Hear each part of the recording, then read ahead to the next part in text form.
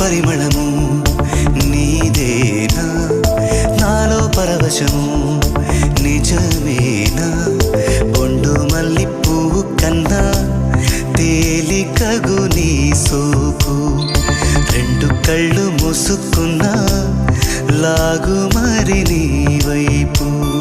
సొగసును చూసి పాడగాయలా కనులకు మాట రాదుగా అలా